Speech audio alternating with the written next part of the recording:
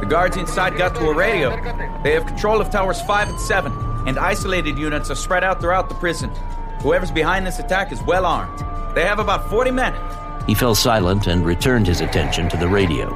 And a moment later, the thump, thump, thump of helicopter rotors in the skies overhead answered Hector's question anyway.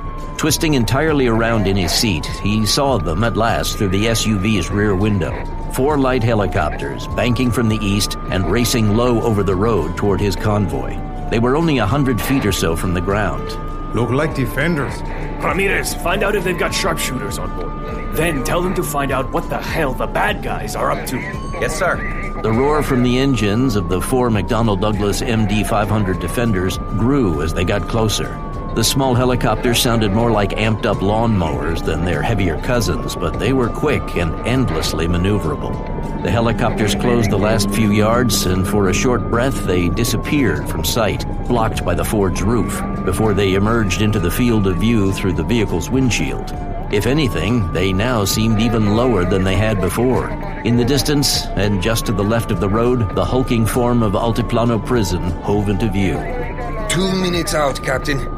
Hector nodded, his eyes drawn to the helicopters overhead. They were each equipped with a pair of gun pods, he saw, 7.62mm miniguns capable of putting several thousand rounds a minute onto a target. His men were not technically outnumbered by the prison's attackers, at least according to what they knew of the numbers, but in urban combat, a 2-to-1 ratio of attackers to defenders was extremely underweight. He would prefer to have at least 4 times as many men with him, and maybe even more. After all, Altiplano Prison contained several thousand hardened criminals, mostly cartel sicarios. It was possible that the enemy had released some or all of these men to fight alongside them. Something not so dissimilar had occurred in Sinaloa only a year or so before. And if that was true, then he and his men might be walking into a death trap. What the hell? The driver's outburst summoned Hector's attention back to the here and now. Several hundred yards ahead of his speeding convoy, the flight of helicopters broke left and right before spinning and coming to a halt in the sky. They were now spread out in a square formation, one stacked upon the other, hovering dead over the road. I say again, unknown flight of helicopters from 101 Air Squadron. You are directed to close on the prison.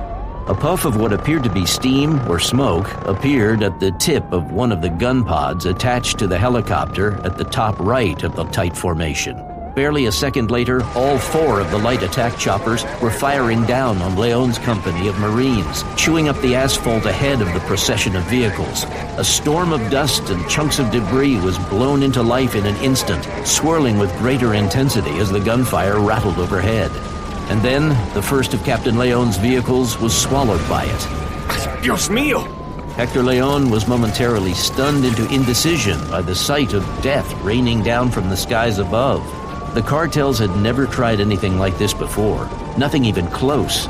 He'd once faced down an 18-wheeler they'd up-armored into a makeshift tank, but even that deformed beast paled in comparison to these weapons of war.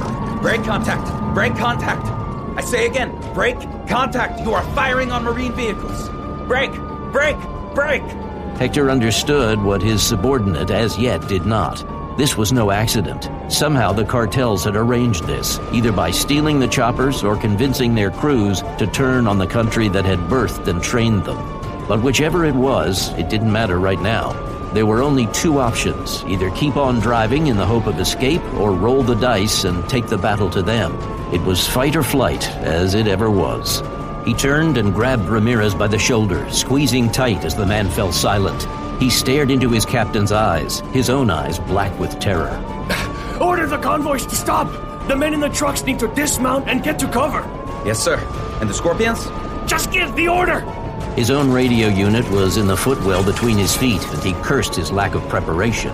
Ramirez nodded and spoke hurriedly into his own handset.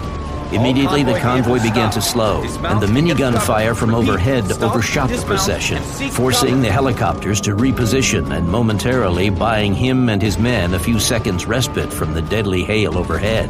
Hector reached down between his legs and grabbed his radio. Everybody out! Get to cover, now!